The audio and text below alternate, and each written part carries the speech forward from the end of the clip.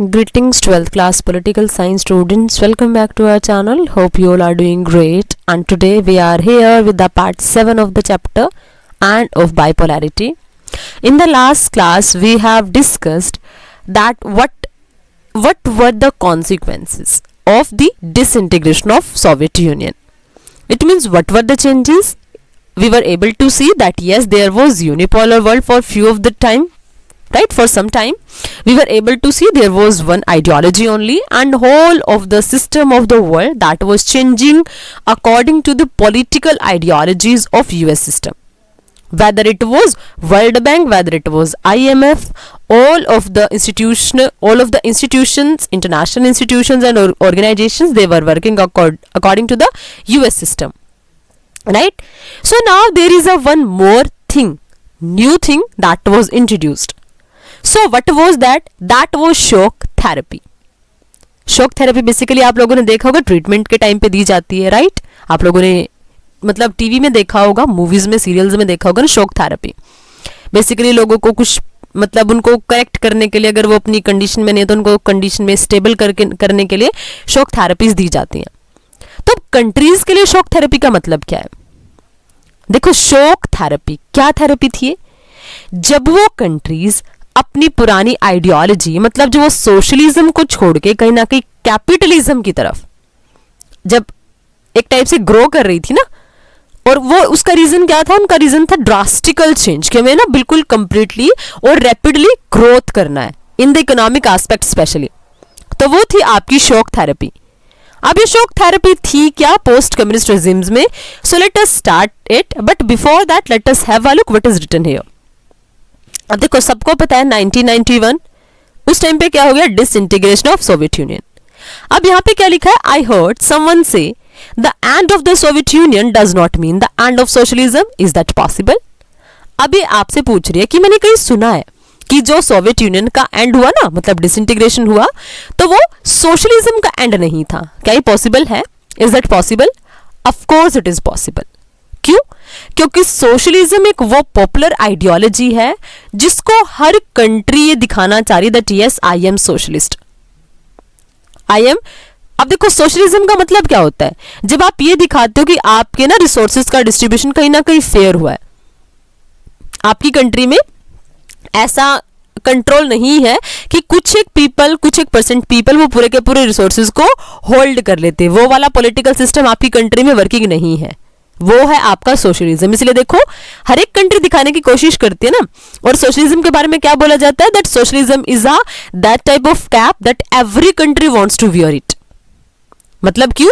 क्योंकि हर एक कंट्री दिखाना चाह रही है ना that I am working for each and every community of my country. I am looking towards the need of every person, whether it is repressed group also, right? तो इसीलिए आप लोग मान सकते हो कि यस, भले ही सोवियत यूनियन का एंड हो गया जो सोशलिज्म के ऊपर बेस्ड था, बट सोशलिज्म आइडियोलॉजी का एंड नहीं हुआ है. And yes, of course it is possible. We are able to see the influence of this particular ideology in the present time also. आज भी स्टेट इस आइडियोलॉजी के ऊपर वर्क करते हैं. So let us now come on the major topic, that is shock therapy in the post-communist regimes. So what is shock therapy? Let us have a look. The collapse of communism was followed in most of these countries by a painful process of transition from an authoritarian socialist system to a democratic capitalist system. अब देखो क्या हो रहा था. जैसे ही communism collapse करके गया, मतलब जैसे ही आप जो सिस्टम पढ़ रहे थे सोवियत यूनियन, जैसे उस सिस्टम का एंड हुआ, जैसे वो आइडियोलॉजी एंड हुई कहीं ना कहीं, हालांकि आइडियोलॉजी वर्किंग है, बट इवन देन जैसे जो सोवियत यूनियन का एक टाइप से क्या हुआ, कोलैप्स हुआ या फिर उसका डिसइंटीग्रेशन हुआ, तो अब कंट्रीज देखो क्या करेंगी. They were not having any other choice, they will have to shift, specially on the basis of their ideological ideas, है ना. उसके ऊपर उन लोगों को चेंजेस करने पड़ेंगे.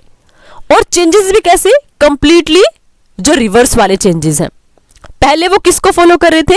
कम्युनिज्म को फॉलो कर रहे थे. अब उनको ट्रांजिशन किसकी तरफ करना है? चेंज किसकी तरफ करना है? अब उनको चेंज करना है डेमोक्रेटिक कैपिटलिस्ट सिस्टम की तरफ. पहले वाले कंट्री, पहला वाला वर्किंग पोजीशन कैसी है? दैट वाज अथॉरिटेरियन, जहां पर स्टेट का एक्सट्रीम कंट्रोल है. सोशलिस्ट जहां पे स्टेट ऐसा कंट्रोल एस्टैब्लिश करता है कि रिसोर्सेज पर किसी एक ग्रुप का कंट्रोल नहीं होता। पहले यही सिस्टम पढ़ा था ना आप लोगों ने, एक ही पार्टी थी, कम्युनिस्ट पार्टी थी, उसी का एक्सेसिव कंट्रोल था। People were not able to ask any single question from the party और even from the leaders also, right. अब उनको चेंज किसकी तरफ करना था, एक डेमोक्रेटिक इंस्टीट्यूशंस की तरफ, जो डेमोक्रेसी पर बेस्ड हो और कैपिटलिस्ट आइडियोलॉजी को फॉलो करते हैं। तो ये चेंजेस इतने ज्यादा इजी नहीं होते ना। आप एक इतने सिस्टम को जो आपकी कंट्री में 70 to 72 ईयर से कंटिन्यूसली वर्किंग है, आप उसको चेंज कर रहे हो, तो वो चेंजेस इतने इजी नहीं होते। इवन दैन अगर आप अपनी कंट्री का भी एग्जांपल लेते हो, तो ब्रिटिशर्स जब हमें छोड़ के चले गए तो पार्टीशन हुआ था। उस पार्टीशन को आप लोगों ने पिछले वाली बुक में पढ़ा है ना, that partition was not that much easy, it was very painful, right. इसलिए the same thing was followed here also ना, यहां पर भी सब कुछ चेंज इतने इजी नहीं थे, ये चेंजेस बहुत ज्यादा पेनफुल थे, राइट। उसके अलावा the model of transition of Russia, Central Asia and East Europe that was influenced by the World Bank and IMF came to be known as shock therapy. अब इसको आप याद रखोगे। अब शॉक थेरेपी है क्या एक्चुअल में, जो मॉडल था ना, रशिया अपना ट्रांजिशन कर रहा था, रशिया चेंज हो रहा था पूरा का पूरा, सेंट्रल एशिया चेंज हो रहा था, ईस्ट यूरोप चेंज हो रहा था, और वो किससे इन्फ्लुएंस थे, क्योंकि आप लोगों ने कॉन्सिक्वेंसेस में क्या पढ़ा था कि अब जो इंटरनेशनल ऑर्गेनाइजेशन थी, चाहे वो आपका आईएमएफ है, चाहे वो वर्ल्ड बैंक है, अब वो क्या कर रहे हैं, वो हेल्प प्रोवाइड करवा रहे हैं, मतलब मनी प्रोवाइड करवा रहे हैं, एक टाइप से लोन प्रोवाइड करवा रहे हैं उन सारी की सारी कंट्रीज को जो ट्रांजिशन कर रही हैं, जो कहीं ना कहीं कम्युनिज्म को छोड़ रही हैं और जो कैपिटलिज्म को एक्सेप्ट कर रही हैं।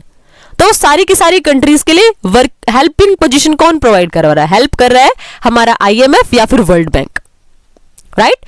तो वो जो मोड ऑफ ट्रांजिशन है, जो इन्फ्लुएंस था by the ideas of the World Bank and IMF, उसी को बोला जाता है शॉक थेरेपी, जो ट्रांजिशन का मॉडल था एक टाइप से, समझ आया। Shock therapy varied in intensity and speed amongst the former second world countries, but its direction and features were quite similar. मतलब देखो इंटेंसिटी, जो स्पीड थी चेंज होने की, कोई कंट्री कंप्लीटली चेंज हो गई, मतलब बहुत जल्दी जल्दी चेंज करना शुरू कर दिया उन लोगों ने, कोई कंट्री स्लोली स्लोली चेंज हो रही है, but even then the thing was common that yes they were changing, they were accepting the changes, कि नहीं अब हमें कम्युनिज्म के ऊपर वर्क नहीं करना है, now will be working upon the capitalist ideology. ये चीजें कॉमन थी जो क्वाइटली सिमिलर थी in all of the countries, समझा। It mean speed can be different, but even then the ideas were similar, कि yes they were working upon the similar ideas, that yes now the transition was there, right. Each of these countries was required to make a total shift to capitalist economy। अब देखो यही है total change, इसीलिए इसको shock therapy बोला जाता है, right. मतलब टोटल चेंज, जो सिस्टम आपके यहाँ 70 ईयर से भी ज्यादा वर्किंग है, आपने उसको चेंज करना है। इसलिए क्या था, इन सारी की सारी कंट्रीज को कंप्लीटली शिफ्ट करना था एक कैपिटलिस्ट इकोनॉमी की तरफ, which mean rooting out completely and structures evolved during the Soviet period। मतलब अब जो जिसकी रूट्स थी सोवियत यूनियन के टाइम पीरियड से, सोवियत पीरियड के टाइम से, उसकी रूट्स को छोड़ना है और स्ट्रक्चर को पूरा का पूरा चेंज करना है, समझा। इट मीन्स जो रूट्स पहले से सोवियत यूनियन की थी, now the countries they will have to leave that and they will have to change their political system completely and they will have to adopt the capitalist ideology, right. उसके बाद above all it means that private ownership was to be dominant pattern of ownership of property। अब देखो सबसे important change क्या होता है, जैसे ही आप बात करते हो कम्युनिज्म की, तो उसमें प्राइवेट ऑनरशिप जैसा कंसेप्ट होता ही नहीं है, because the state is having excessive control specially on the means of production, जिसमें आप लैंड, लेबर, कैपिटल, एंटरप्रेन्योरशिप जिनको काउंट करते हो, तो स्टेट का बहुत ज्यादा कंट्रोल होता है, तो प्राइवेट ऑनरशिप होती ही नहीं है। बट यहां पे क्या होगा, यहां पे जो सबसे इंपॉर्टेंट चेंज होगा वही तो होगा ना, कि अब आपको कंट्री का इकोनॉमिक सिनेरियो चेंज करना है, जो मीन्स ऑफ प्रोडक्शन पे कंट्रोल है उसकी ऑनरशिप चेंज करनी है। तो अब क्या चेंज हुआ, अब चेंज हुआ जो प्राइवेट प्रॉपर्टी थी, अब आपको आपके स्टेट के एक्सेसिव कंट्रोल से प्राइवेट ऑनरशिप को इंपॉर्टेंस देना है, समझ आया। मतलब अब प्रॉपर्टी की ऑनरशिप किसके पास होगी, it will be having private ownership, right. पहले सब कुछ स्टेट कंट्रोल्ड होता था। अब देखो जैसे हमारी कंट्री में जब सोशलिज्म का इंपैक्ट आया, आप लोगों ने पढ़ा था ना, इंदिरा गांधी जी ने क्या किया था, 14 बैंक्स का नेशनलाइजेशन किया था 1969 में, याद है? तो अब देखो, जब सारी चीजें स्टेट कंट्रोल करा था, अब आपको क्या करना है, रिवर्स करना है चीजों को। पहले स्टेट कंट्रोल करा था, अब आपको क्या करना है, इंडिविजुअल ओनरशिप करनी है, राइट? अब देखो क्या हुआ, privatisation of state assets and corporate ownership patterns were to be immediately brought in. इसलिए अब क्या किया गया, ऐसे ऐसे चेंजेस इंट्रोड्यूस करवाए गए ताकि क्या करें, कोऑपरेटिव ओनरशिप हो, राइट? प्राइवेटाइजेशन हो जाए सारे के सारे एसेट्स का, वो चीजें क्या कर देगी, ब्रॉट इन, उन सारी चीजों को एक्सेप्ट किया गया। Collective forms were to be replaced by private farming. अब देखो, पहले क्या आप लोगों ने आइडिया पढ़ा था, कलेक्टिवाइजेशन किसका आइडिया पढ़ा था, याद है आपको? आप लोगों ने जब सेकंड लीडर पढ़े थे सोवियत यूनियन के, who was that? That was Stalin. आपने पढ़ा था स्टालिन एंड कलेक्टिवाइजेशन। तो उन्होंने क्या आइडिया इंट्रोड्यूस करवाया था, he has given the idea of collectivisation, right? उस कलेक्टिवाइजेशन के आइडिया के थ्रू क्या हुआ था, उस कलेक्टिवाइजेशन में क्या था कि सबके पास जो small small patches of land थी, उस सभी को कंबाइन करके एक क्या करना था, एक टाइप से कोऑपरेटिव फार्मिंग करनी थी। वही क्या थी, that was the identity of Russia और Soviet system, you can say. लेकिन अब क्या हुआ, अब चेंज होना था पूरा का पूरा। अब कलेक्टिव फॉर्म्स को कैसे चेंज करना था, अब कलेक्टिव फॉर्म को चेंज करना था प्राइवेट फार्मिंग में। देखो कितने चेंजेस टॉलरेट कर रहे हैं, स्पेशली जो सोवियत यूनियन की कंट्रीज हैं, राइट? मतलब रशिया ने पहले क्या किया, पहले जो इंडिविजुअल वाला था ना, ये प्राइवेट फार्मिंग का कंसेप्ट है, इसको चेंज किया था स्टालिन के टाइम पीरियड में कलेक्टिव फार्मिंग करके। अब कलेक्टिव से दोबारा किस में आना है, प्राइवेट फार्मिंग में आना है, राइट? तो it was not that much easy ना। अब इसके अलावा एंड कैपिटलिज्म इन एग्रीकल्चर, और अब एग्रीकल्चर में भी कैपिटलिज्म होगा। मतलब क्यों, कि पहले जहां स्टेट की ओनरशिप है, मान लिया मेरे पास भी 1 एकड़ लैंड है, आपके पास भी 1 एकड़ लैंड है, और हम मिलाकर टोटल 20% हो गए, तब हमारे पास क्या हो गई, 20 एकड़ लैंड हो गई। हमने जो भी प्रोड्यूस किया, मान लिया हम लोगों ने उस पर शुगर केन ग्रो कर दिया। अब क्या होगा, जितनी हमारे पास 1 एकड़ ऑफ लैंड है, तो उसका क्या मिल जाएगा, उतना ही % हमें प्रोडक्शन का पार्ट मिल जाएगा। इट मींस इंडिविजुअल ओनरशिप नहीं थी। लेकिन अब क्या होगा, अब जैसे ही कैपिटलिज्म को फॉलो किया जाएगा, तो ऑफ कोर्स एग्रीकल्चर में भी क्या आएगा, कैपिटलिज्म आएगा, प्राइवेट फार्मिंग होनी शुरू हो जाएगी। समझ आया? This transition ruled out any alternate to third wave other than the state controlled socialism और कैपिटलिज्म। अब क्या हो गया, थर्ड वे आ गया, है ना, कि अब ना तो स्टेट कंट्रोल कर रहा है, राइट? अब देखो क्या हुआ, this transition ruled out any alteration or third way other than state control socialism और कैपिटलिज्म। अब कुछ और ही इंट्रोड्यूस होना शुरू हो गया, ना तो पूरा का पूरा कैपिटलिज्म बना, ना पूरा का पूरा सोशलिज्म बना, कहीं ना कहीं यहां पर कुछ ना थर्ड वे इंट्रोड्यूस हो गया, राइट? एक अल्टरनेट बन के आया थर्ड वे। अब देखो ये आपको मैप दिखाया गया, ये मैप किसका है, map of central eastern Europe and the Commonwealth of independent state, जो आप लोगों ने CIS पढ़ा था, ये उसका मैप आपको गिवन है, right? Central eastern Europe and the Commonwealth, ये मैप आपको गिवन है, राइट? बाउंड्रीज, ये सारी की सारी चीजें। अब देखो आपका टास्क क्या है, locate the central Asian Republican on the map. आपको ये मैप पे लोकेट करना है, फाइन, ओके? जो आपने कंट्रीज पढ़ी थी सेंट्रल एशियन रिपब्लिक की, वो आपको मैप पे लोकेट करनी है। अब देखो इसके अलावा देखो shock therapy also involve are drastic change in the external orientation of these economies. अब शॉक थेरेपी ने क्या कर दिया, एक कंप्लीट चेंज इंट्रोड्यूस करवाया, स्पेशली किसके लिए, जो इन कंट्रीज की एक्सटर्नल ओरिएंटेशन थी, एक्सटर्नल रिप्रेजेंटेशन थी, उसमें क्या कर दिया, complete change, drastical change introduce करवा दिया। Development was now envisaged through more trade and thus a sudden and complete switch to free trade was considered essential। अब क्या किया जाने लगा, अब देखो आप लोगों ने क्या पढ़ा था, जब आप लोगों ने सोवियत यूनियन का कहीं ना कहीं आइडियोलॉजी को पढ़ा, आपने क्या पढ़ा कि ये लोग टेक्नोलॉजिकली ना कहीं पीछे रह जा रहे थे, राइट? ये सेकंड इकोनॉमी बने हुए थे। सेकंड इकोनॉमी का रीजन क्या था कि अपना इनका बहुत बड़ा ग्रुप था, और इसलिए क्या हो रहा था, ट्रांजिशन हो रहा था ऑब्जेक्ट्स का, राइट? शेयरिंग हो रही थी ऑब्जेक्ट्स की। अब क्या माना जाने लगा, अब ये हुआ कि अब ना ट्रेड इंपॉर्टेंट है। अब अगर इनके मान लिया कैपिटलिज्म का इनके ऊपर इंपैक्ट पड़ेगा, तो इट मींस ऑफ कोर्स उनको क्या करना पड़ेगा, ट्रेड को इंपॉर्टेंस देना पड़ेगा। और जैसे ही वो ट्रेड को इंपॉर्टेंस देंगे, तो इट मींस जो उनकी कहीं ना कहीं जो एक श्रिंक वाली इकोनॉमी थी ना, कि उन्होंने क्लोज करके रखा था अपनी इकोनॉमी को, अब वो चेंज करना पड़ेगा।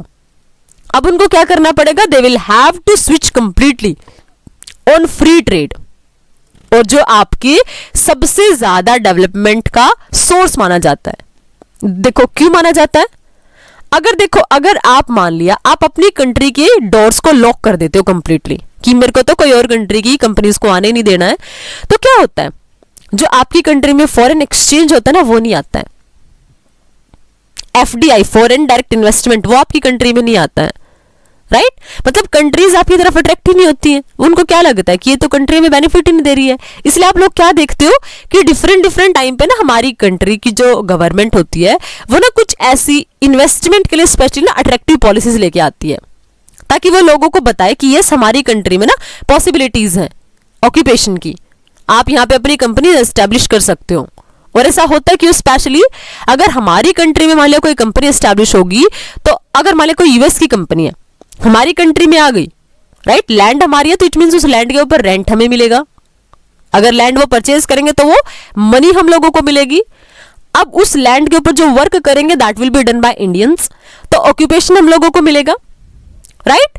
वो जो प्रोडक्शन होगा अगर वो हमारी कंट्री की बाउंड्रीज में हो रहा है तो हमारी कंट्री की जीडीपी में भी काउंट होगा, हमारी कंट्री की जीडीपी ग्रो कर जाएगी, राइट। सो ये सारे फैक्टर्स होते हैं। इसीलिए क्या होता है, टाइम टू टाइम हर एक कंट्री अपनी इन्वेस्टमेंट पॉलिसीज को क्या करती है, चेंज करती है, उसको अट्रैक्टिव बनाने की कोशिश करती है। इसलिए यहां पर भी यही चेंज हुआ शॉक थेरेपी में भी कि अब कंट्रीज ने अपनी इकोनॉमी के मॉडल को चेंज किया। पहले जो सिस्टम कहीं ना कहीं क्या था कि उनकी इकोनॉमी श्रिंक थी, नैरो थी, दे वर नॉट ओपन। अब क्या होना शुरू हो गया, अब उन्होंने अपनी इकोनॉमीज को ओपन कर दिया, फ्री ट्रेड के लिए चांसेस देने शुरू कर दिए। The free trade regime and foreign direct investment were to be main engines of change. अब एफडीआई आया, फॉरेन डायरेक्ट इन्वेस्टमेंट आया, उसके अलावा फ्री ट्रेड रिजीम्स, मतलब देखो जैसे हम क्या आप लोगों ने कभी सुना होगा कि जैसे हम लोग साफ्टा कर लेते हैं, South Asia free trade organisation association, मतलब क्या होता है कि उतने पार्ट में हम लोग फ्रीली ट्रेड करते हैं। ये चीजें होना शुरू हो गई कि आप अपना एक एरिया बता दो कि कहां कहां तक आप फ्री ट्रेड करोगे। उसके अलावा एफडीआई, अगर दूसरी कंट्री आपकी कंट्री में कंपनी लगाएगी तो आपकी कंट्री में क्या आएगा, फॉरेन डायरेक्ट इन्वेस्टमेंट आएगा। ये इंपॉर्टेंट इंजन्स माने गए चेंज के।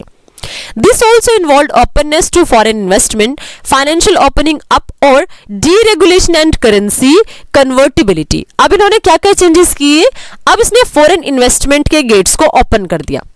फाइनेंशियली क्या हो गया, अब जो यूएसएसआर की कंट्रीज थी, सोवियत यूनियन की कंट्रीज थी, अब उन्होंने खुद को ओपन कर लिया और जो करेंसी की कन्वर्टेबिलिटी थी वो भी कहीं ना कहीं अब इंक्रीज होगी, क्योंकि पहले वो लोग ट्रेड नहीं कर रहे हैं लेकिन अब वहां पे ट्रेड हो रहा है, तो अब क्या होगा, जो उसकी करेंसी की वैल्यू है that will be also growing, right. Finally क्या होता है, finally the transition also involved a breakup of the existing trade alliances among the countries of the Soviet block. और फाइनली क्या किया, जो ट्रांजिशन था ना उसने क्या कर दिया, इन्वॉल्व अ ब्रेकअप। क्या ब्रेकअप इन्वॉल्व हुआ, of the existing trade alliances among the countries of the Soviet block. जो सोवियत ब्लॉक की ऑलरेडी कंट्री एग्जिस्टिंग थी, ऑलरेडी जो कंट्रीज थी सोवियत ब्लॉक में, उन सभी के बीच में कहीं ना कहीं एक ब्रेकअप हो गया कि अब उनके बीच में जो ट्रेड था ना वो इतना अच्छा नहीं रहा, क्योंकि अब उनको बाहर ज्यादा चांसेस दिख रहे हैं। Each state from this block was now linking directly to the west and not to each other in the region। अब देखो उनको क्या दिख रहा है कि कहां उनको बेटर चांस दिख रहे हैं डेवलपमेंट के। एक तो वो अगर अपने आसपास जो ऑलरेडी करते आ रहे इतने टाइम पीरियड से, the trade, right, the exchanging of goods and services, जो मान लो ट्रेड करते हैं, so they were not that much benefited. अब उन्होंने क्या करना शुरू किया, now they were directly attracted to the west. और वो अट्रैक्टेड क्यों थे, क्योंकि उनको वहां पे ना ज्यादा चांसेस मिल रहे थे, ज्यादा डेवलपमेंट के चांसेस थे, वहां से उनको ज्यादा बेनिफिट दिख रहा था। And that's why they thought that now it is better to be connected with the west in comparison of the east और in comparison of the Soviet Union. इसलिए अब वो डायरेक्टली किसके साथ लिंक हो गई, now the countries they were directly link to the west, और वो खुद के साथ कनेक्टेड नहीं रही। These states were thus to be gradually absorbed into the Western economic system। और फाइनली क्या हुआ, ये किसके तरह पूरे के पूरे चेंज हो गए, मतलब मर्ज हो गए किसके साथ, पूरे के पूरे वेस्टर्न इकोनॉमिक सिस्टम के साथ। The Western capitalist states now became the leaders and thus guided and controlled the development of the region through various agencies and organizations। अब क्या होना शुरू हो गया, अब जो इंपॉर्टेंट लीडर्स थे वो कौन बनेगा, ऑफ कोर्स कुछ टाइम पीरियड के लिए आपको लगेगा वर्ल्ड में कि एक ही पावर है, दैट इज यूएस।